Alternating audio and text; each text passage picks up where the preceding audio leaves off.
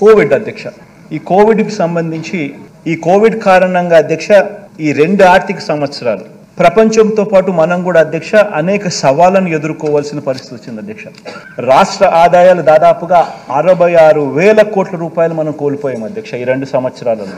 కోవిడ్కి సంబంధించి ఈ 3 సంవత్సరాలు 2019 నుంచి 2022 వరకు, 2019 నుంచి 2022 వరకు ఈ 3 సంవత్సరాలు ఒకసారి గమనించినట్టయితే అధ్యక్ష, రాష్ట్రానికి సంబంధించిన ఆదాయాలు మనకు రావాల్సిన ఆదాయాలు దాదాపుగా 66,116 కోట్ల రూపాయలు నష్టపోయిన పరిస్థితి మనం కనపడతా ఉంది అధ్యక్ష. అదే అధ్యక్ష ఒకసారి గమనించినట్లయితే అధ్యక్ష ఈ స్లైడ్ కూడా ఒకసారి చూస్తే కంపౌండెడ్ యాన్యువల్ గ్రోత్ రేట్ అంటే రాష్ట్రం ఇంతకుముందు 2015 నుంచి 2019 అంటే గత పాలనలో రాష్ట్రంలో స్టేట్ ట్యాక్స్ రెవెన్యూస్ ఏ రకంగా పెరిగాయి అని చెప్పి చూస్తే రాష్ట్రంలో పెరిగిన స్టేట్ ట్యాక్స్ రెవెన్యూస్ దాదాపుగా 13.29% ప్రతి సంవత్సరం compounded annual growth rate tax revenues పెరుగుతూ పోతూ ఉన్నాయి. అంటే నేను అంటా ఉన్నాను అధ్యక్ష, రాష్ట్రంలో ఆదాయం ట్యాక్స్ రెవెన్యూస్ ఈ సంవత్సరం ఇంత ఉంది అని అంటే రేపు సంవత్సరం పెరిగేదే కానీ తగ్గేది ఎక్కడా ఉండదు అని చెప్పి ఆ రకంగా గత 5 సంవత్సరాల గత సంవత్సరం 5 సంవత్సరాలు చూస్తే state compounded annual growth rate of state tax revenues పెరుగుదల చూస్తే 13.29%గా ఉంది అధ్యక్ష.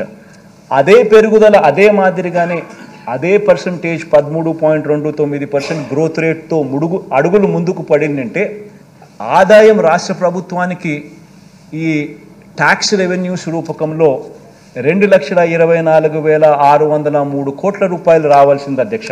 ఆ 3 సంవత్సరాలకు కలిపి 2019, 20, 20, 21, 22 సంవత్సరాలకు సంబంధించి. అయితే రాష్ట్రానికి వచ్చింది ఎంత అని అంటే కేవలం 1,85,687 కోట్ల రూపాయలు మాత్రమే రాష్ట్రానికి ఆదాయం వచ్చింది ఈ ట్యాక్స్ రెవెన్యూస్ రూపకంలో.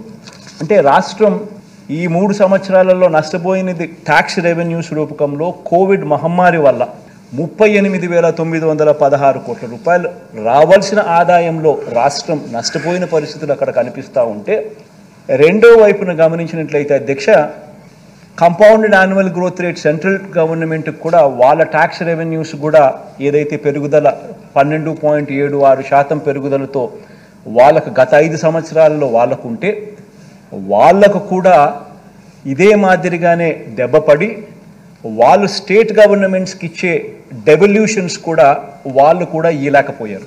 అనుకున్న మేరకు వాళ్ళు కూడా ఇయలేకపోయిన పరిస్థితుల కారణంగా వాళ్ళకు ఆ పరంగా కూడా చూస్తే 27,200 కోట్ల రూపాయలు ఆ రకంగా మనకు డెవల్యూషన్స్లో మామూలు పరిస్థితుల్లో అయితే కేంద్ర ప్రభుత్వం నుంచి మనకు రావాల్సిన డెవల్యూషన్స్ మనకు రావాల్సిన